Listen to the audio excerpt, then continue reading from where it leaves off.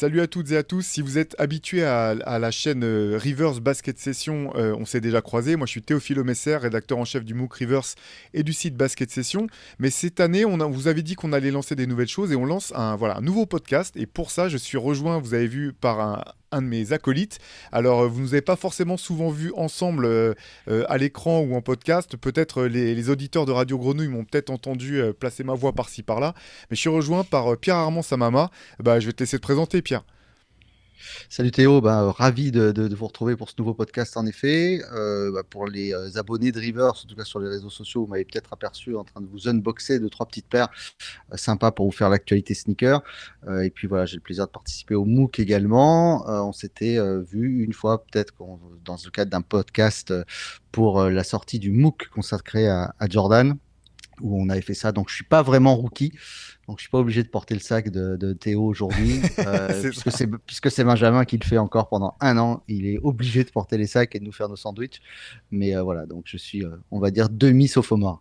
Voilà, et puis bah, pour ceux qui ne le savent pas, parce que je faisais allusion à Radio Grenouille, mais tu animes une émission de radio depuis longtemps à Marseille, donc là on va avoir la meilleure connexion Paris-Marseille depuis les freestyles des X-Men avec la Funky Family, donc c'est pour vous dire le niveau. C'est ça. Voilà, voilà qu'on vous explique un petit peu le concept. Donc voilà, l'émission s'appelle Hoop Culture. Une fois par semaine on se retrouvera. L'idée c'est de parler de basket, mais pas uniquement sous l'aspect performance. C'est de, voilà, comme vous le savez, surtout si vous avez déjà lu le MOOC Rivers, pour nous la culture c'est plus, le basket c'est plus qu'un sport, c'est vraiment une culture à part entière avec tout ce qui se greffe à tout ça. Donc on va parler avec Pierre chaque semaine voilà, ce sera une émission culturelle axée autour du basket. Il y aura parfois on parlera vraiment de terrain, parfois un peu moins, mais l'idée c'est de parler de tout ce qui gravite un petit peu autour. C'est ça, comprendre un petit peu pourquoi on est tombé dans cet amour du basketball qui n'est pas forcément au départ, au début, le love at the first sight, comme on dit, avec le sport, mais plus, on va dire, une convergence d'éléments et d'indices qui nous ont amenés vers le parquet, mais qui nous envoie un petit peu partout à chaque fois. Donc, une culture basket dans un spectre très large. On peut parler bouquins, on va parler sneakers, bien sûr, on va parler musique également, et puis on va parler basket aussi. On vous fera un petit peu d'historique parfois pour vous apprendre, parce qu'on peut dire qu'on aime le basket sans avoir la culture qui va avec. On ne fera pas les vieux cons, rassurez-vous, on ne fera pas les historiens de base en essayant de vous apprendre certaines choses, mais si on peut vous donner deux, trois petites clés, deux, trois petits indices pour vous donner encore plus l'amour de ce sport et de tout ce qui gravite autour, on est là. Ouais, voilà, bah exactement. C'est vrai que, bon, avec Pierre, on est plus ou moins de la même génération, mais je pense qu'une des choses qui nous rassemble pas mal, c'est 2002, qu'on. c'est ça pour toi, hein? Ouais, c'est ça, exactement. 2002. Exactement, ça Fin se voit. 2002. Ça se voit à mon look juvénile. Non, mais une des choses qui nous rapproche, c'est que voilà, nous, on n'est jamais trop tombé dans le c'était mieux avant. Il y a des choses qui étaient super avant, il y a des choses qui sont super maintenant. Donc voilà, on n'essaiera pas de faire ni de tomber dans le jeunisme à tout prix, ni de tomber dans la old school effrénée. L'idée, c'est voilà, c'est de parler de tout ce qui anime un petit peu cette culture. Donc comme tu disais, Pierre, on pourra parler littérature, bouquins, musique, cinéma, séries, événements même. Voilà, l'idée, c'est de Tout à parler de fait. tout ça. Et puis pour cette première, en fait, comme c'est notre numéro un de l'émission Hoop Culture, on s'est dit qu'on allait présenter un petit peu, se présenter l'un et l'autre parce qu'on se connaît, mais on se connaît pas tant que ça. Et donc voilà, Pierre, toi, si je me trompe pas, je sais que tu habites à Marseille, mais tu es originaire du Sud. Moi, je suis né en banlieue parisienne. Donc, j'ai envie de te poser la première question, tout simplement, Pierre. Toi, comment t'es venu au basket? Qu'est-ce qui t'a mis le nez dans le basket et dans sa culture? C'est pas mal de choses différentes. Alors, c'est comme tu dis, on est d'une génération où on n'avait pas encore les réseaux sociaux. Heureusement, malheureusement, je saurais pas te dire ce qu'il en est. Toujours est-il qu'on regardait un petit peu ce qu'on appelait à l'époque, alors attention, pour pas faire de jeunisme en effet, des magazines. C'est écrit avec un Z à la fin, magazine. Donc, on avait des visuels en fait sur papier glacé de, de, de musiciens, ça pouvait être de sportifs également. Et moi, je suis tombé dans le basket grâce à la culture sneaker, en fait. Et tout bêtement, alors l'anecdote va peut-être être marrante, quand j'étais plus jeune, je me rappelle, j'avais amené mon père à un concert du groupe Europe. Est-ce que tu te rappelles de Europe avec The Bien sûr. Final Countdown, qui est quand même un hymne des années 80. Et d'ailleurs, je suis toujours musicien, j'étais batteur. Alors à moindre échelle aujourd'hui, mais batteur. Et le batteur d'Europe avait une paire d'Adidas montante, une paire de top 10 Adidas. Je l'ai su après. Et j'ai fait des pieds et des mains pour récupérer cette paire. Et donc, en allant dans les magasins, à chaque fois, je voyais des paires de montantes. À chaque fois, je demandais une paire montante. On me parlait du basket. Et donc, je voyais les images, les photos des publicités avec les joueurs. Alors, c'est pas ça qui m'a donné tout de suite l'envie, mais je trouvais que c'était super classe, les uniformes, la sape qui allait avec. Et puis après, sur un concours de circonstances, en fait, l'année 91, je vais pour acheter l'équipe. Il n'y a plus l'équipe. Du coup, je voulais m'acheter un journal à lire entre midi et deux, et j'achète 5 majeurs. En fait, tout simplement, il y avait 5 majeurs avec, si tu dois t'en souvenir, la photo des futurs Dream Teamers qui étaient Ouais. dessus. Voilà, on avait Magic, Bird, Jordan, Barkley et je crois Karl Malone dessus. Et, euh, Je crois et que c'était donc, Ewing à la place de ouais, c'était Malone. Ewing, Barkley. Je sais pas s'il y avait Bird. Je crois pas qu'il y avait Bird sur la photo. Si, C'est c'est peut-être que possible. 4. Magic, Bird, Jordan, Ewing et peut-être Pippen dans ce cas-là. Il me semble qu'il y avait Barkley sur la Ah ouais, photo. bah Enfin t'as bon, peut-être raison. Oui, Barclay, peut-être. t'as raison, bien Il sûr. me semble Ouais. qu'il y a Barkley. Ouais. Cette photo, ils sont pris d'un peu haut.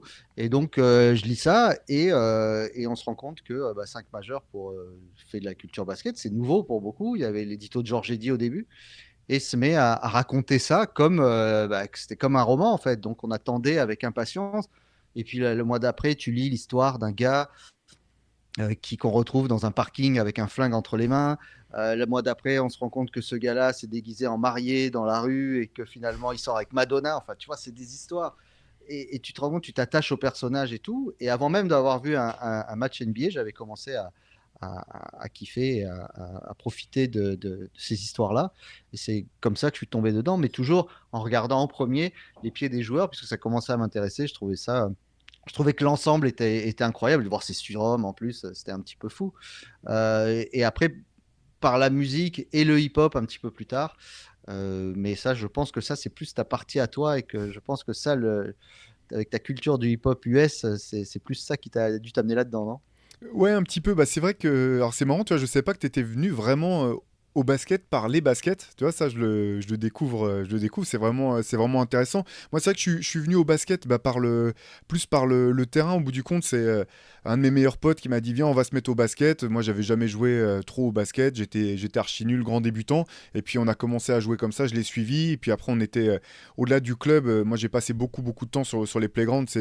Je pense que j'ai autant appris sur les terrains extérieurs qu'en club. Et après, bah voilà, il y avait effectivement les matchs qui passaient à l'époque, même sur France. C'était même pas France Télévisions, c'était FR3. Le samedi après-midi, tu pouvais avoir des matchs à la fois de Pro A et des matchs NBA commentés par Tony Parker Senior. Et moi, c'est comme ça que j'ai commencé à mettre le pied à l'étrier. Du côté du basket. Et c'est vrai, par rapport à ce que tu disais, Pierre, moi, ça coïncidait avec le fait que j'avais déjà les deux pieds dans la culture hip-hop. Voilà, c'était vraiment les balbutiements. Je suis pas de la première génération, hein, mais je pense que deuxième ou ouais, deuxième génération hip-hop, je pense que c'est à peu près ça. C'est à peu près ça pour ceux qui, les anciens de région parisienne. Voilà, les cassettes de Radio Nova qui circulaient, C'est ça. le graffiti qui commence à exploser partout, la danse, etc. Et il y avait cette fascination très vite quand même pour la culture américaine. C'était un peu ça, et moi ce qui m'a vite plu en fait, c'est que pour le hip-hop comme pour le basket, en tout cas pour la NBA, il y avait un petit peu côté, tu sais, société secrète, où C'est finalement ça. c'était pas du tout mainstream.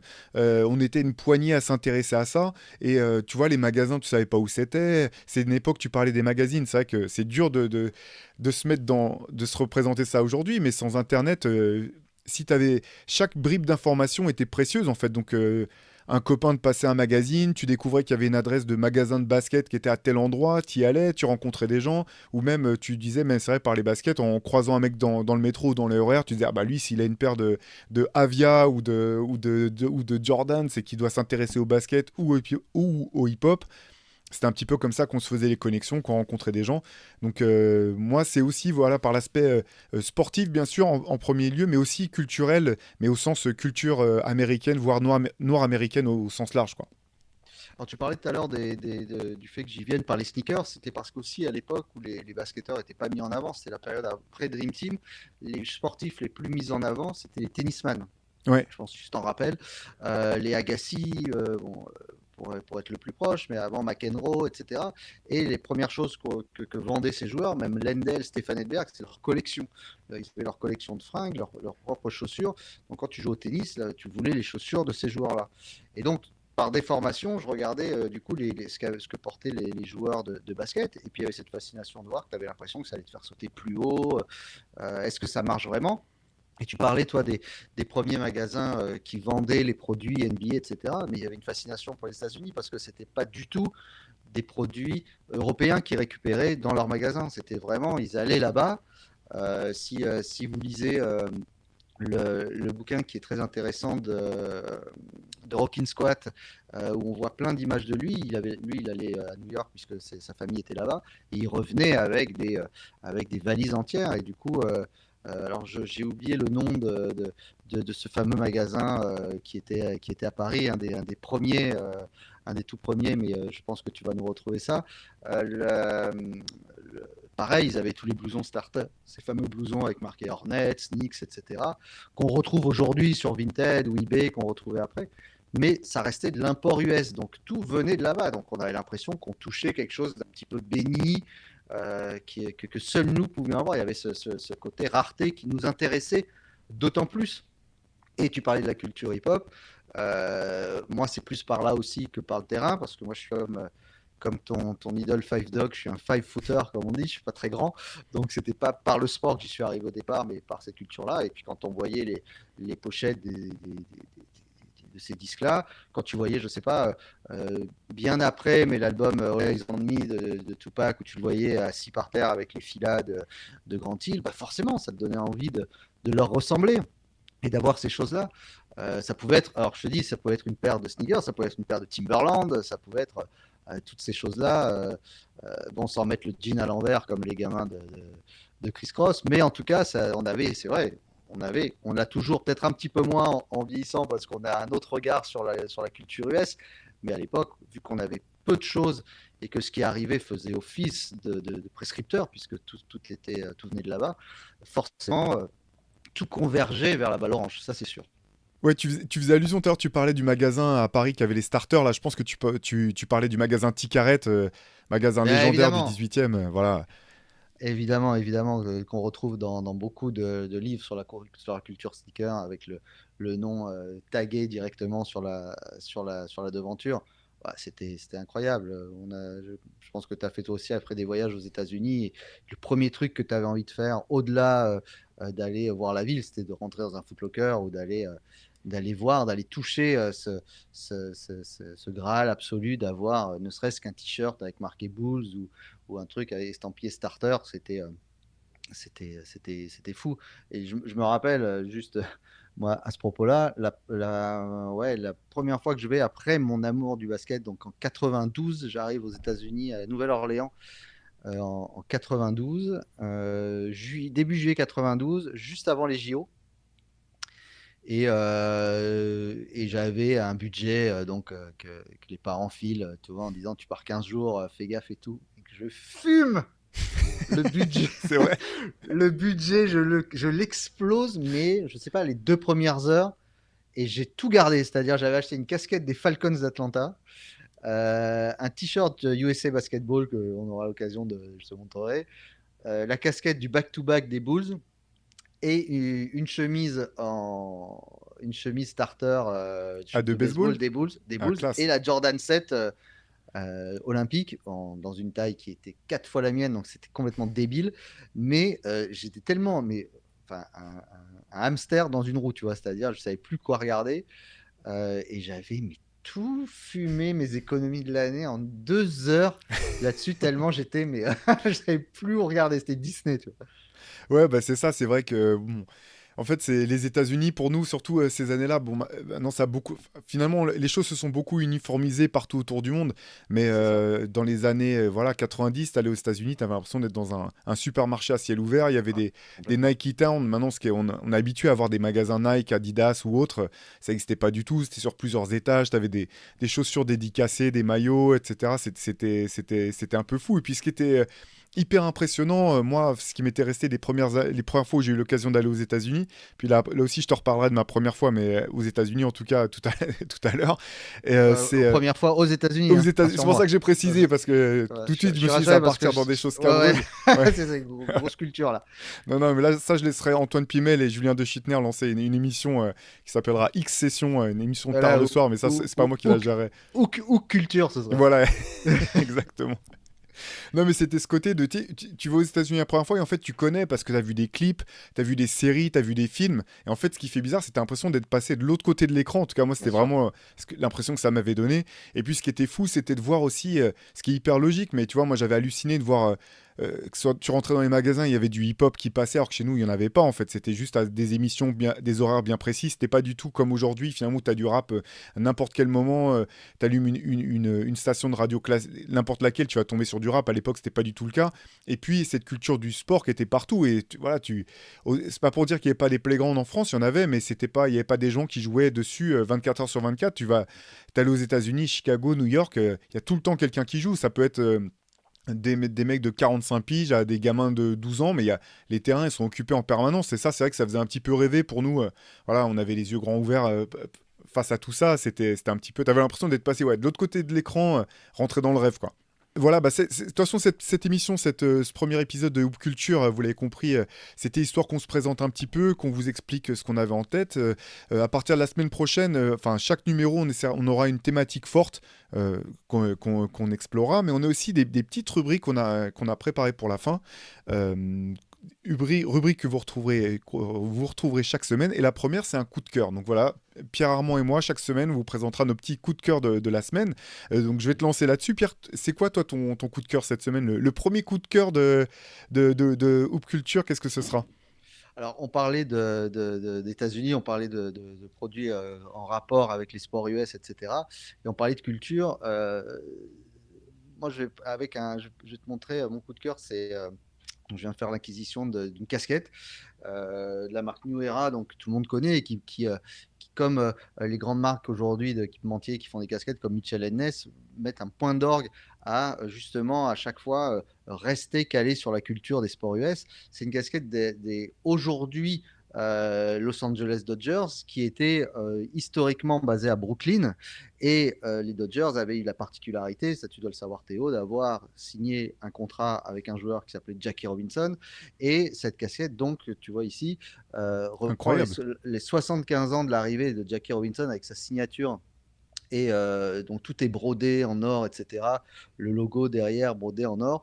Euh, j'ai trouvé ça sur un site qui vend des caps qui s'appelle Troopers et qui en plus c'est plutôt sympa quand ils te livrent la casquette. Il y a une carte dedans, une carte de joueur de MLB qui n'est pas forcément Jackie Robinson. Mais voilà, je trouvais que le clin d'œil, et c'était bien pour illustrer un petit peu ce qu'on faisait, c'est que on n'hésitera pas quand on parle d'une chose à recontextualiser avec autre chose. Si on avait un magazine comme on a fait avec More Than a Ballers dans notre magazine Reverse, c'est sûr qu'un joueur comme Jackie Robinson y avait plus que sa place, puisque ça a été un pionnier dans la MLB. Donc voilà, mon coup de cœur était purement de sap cette semaine. Donc je voulais quand même te le présenter. Eh bah ouais, super classe. Et effectivement, bah, Jackie Robinson, figure historique du sport aux États-Unis, puis même Exactement. activiste politique finalement C'est ça. par son engagement sportif. Écoute, bah, moi, je suis parti sur un livre. C'est le livre qui m'a mis une claque cet été. Voilà, c'est un livre qui s'appelle Les Princes du dernier wagon, que je vous montre à l'écran, voilà, qui est écrit par Stanislas Barito alias Fusil. Alors je vais recontextualiser un petit peu.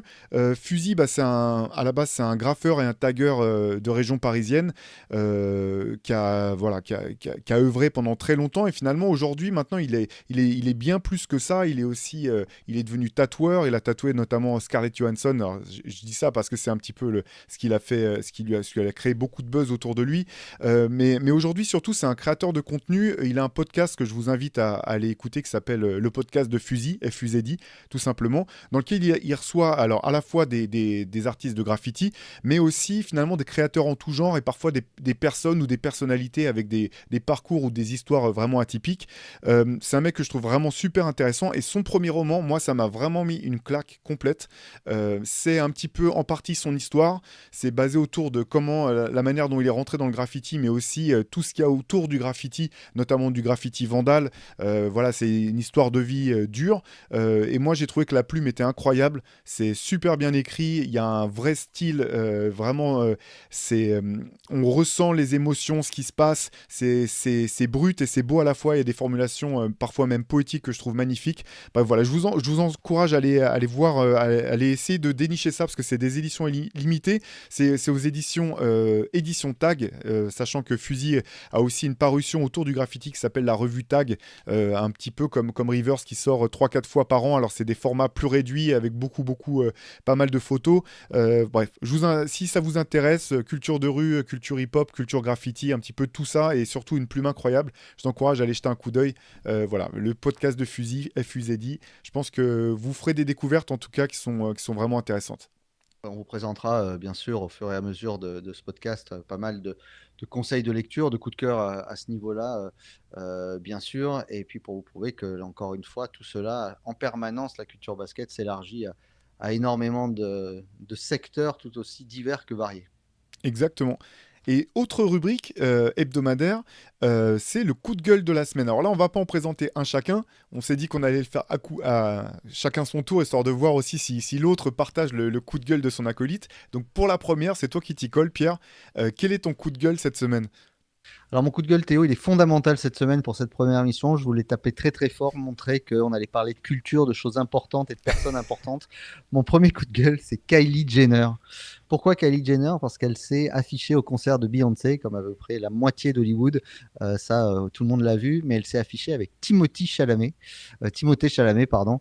Et je suis un peu désemparé, désespéré, parce que si la famille Kardashian délaisse les basketteurs et commence à aller vers les acteurs, où va-t-on? Théo, c'est une réelle question. Que va-t-il se passer? Je pense qu'Antoine et Shai pourront répondre à cette question, surtout Antoine, qui va être certainement désespéré. Mais si les Kardashians ne mettent plus aucune malédiction sur les basketteurs, et surtout qu'elles donnent l'impression d'avoir terminé le game et que maintenant elles vont chercher vers les acteurs, ça signifie qu'on va avoir Kendall Jenner avec Vincent Lacoste dans 6 mois. Je suis très très emmerdé de plus voir un mec. Enfin voilà, que va devenir Tristan Thompson par exemple? Pour moi, c'est vraiment un dilemme et c'est limite d'être une catastrophe. C'est vrai que c'est compliqué. L'autre fois, j'ai éclaté de rire en voyant un mème qui proposait, qui demandait quel est le meilleur 5 et t'avais le 5 de Chloé et les 5 C'est ça. de Kim avec leurs victimes passées. Écoute, je vais être honnête avec toi, j'ai pas des masses d'avis sur tout ça. Je suis vraiment pas un spécialiste des Kardashians. Moi, personnellement, je me dis que c'est plutôt une bonne chose pour les basketteurs. Par Ouais. contre, du côté d'Hollywood et des agents, je pense qu'il y en a qui commencent à avoir, peut-être qu'ils vont avoir un peu les foies et qui vont essayer de prévenir leurs clients de faire attention aux fameux Kardashian Curse. En tout cas, par contre, c'est vrai que voilà, si elle devait quitter complètement le monde NBA, ça laisserait une place vide quand même. Ça laisse une place vide. Alors, si en plus elle quitte les rappeurs, les Travis Scott, etc., et toute cette bande-là, mais il y a tout un pan de la culture que l'on défend aujourd'hui qui va s'effondrer, quoi. C'est C'est ça, un pan fondamental, comme un tu pan disais tout à l'heure. fondamental, un pilier de la culture qui va s'effondrer. C'est ça, exactement. Bah écoute, c'était très bien d'ouvrir là-dessus. Et puis bah pour finir, alors là, c'est une rubrique dont tu as eu l'idée, donc je te laisse la présenter. Oui, alors on parle culture, donc on parle vous l'avez compris, d'anciennes choses, de vieilleries également, mais on l'a précisé, on va pas essayer de faire les boomers de base, etc. Mais quand on est amateur de musique, quand on est amateur de culture, etc., forcément, on est un petit peu collectionneur aussi, à notre manière. Et on a décidé de chaque semaine de sortir, sans que l'autre le sache, notre relique de la semaine. Et là, on va vous demander de participer un petit peu à ça dans les commentaires.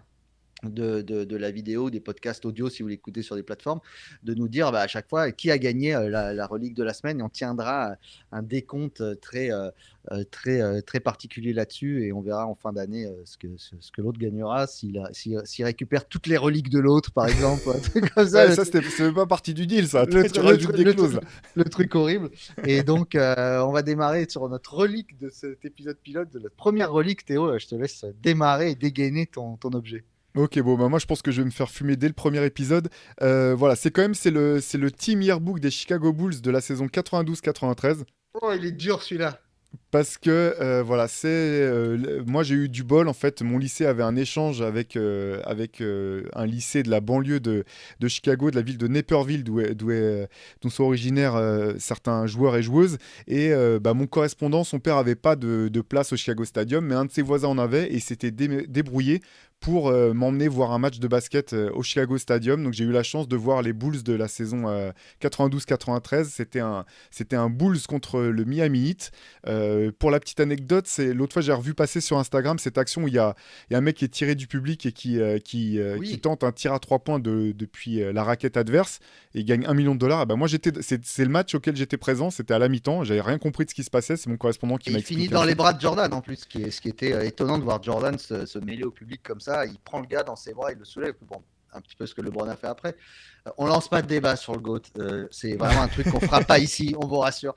Mais c'est un match qui a une image fondamentale en tout cas. Voilà, c'est ça. Donc c'était assez cool. Moi voilà, forcément j'étais fan et donc j'ai pu récupérer donc le Team Yearbook officiel des Bulls de cette saison-là. Voilà, ce qui était marrant, c'est qu'il y avait Avec deux titres seulement. ouais, 2 titres et puis ils allaient gagner le troisième cette Ah année-là. ouais. Et sachant qu'à Chicago, les gens étaient assez sceptiques parmi les fans. Ils pensaient que les Knicks avaient une meilleure équipe cette année. Ils n'étaient pas sûrs du tout que Chicago pourrait aller au bout. Moi, j'étais Ce qui est archi pas fan, faux. donc je disais non, non, les Bulls vont le faire. Et puis ils l'ont fait, Ce qui n'était pas faux que les Knicks avaient une sacrée équipe, hein. On va pas se carrément. Ouais. mentir, ils avaient largement de quoi aller au bout.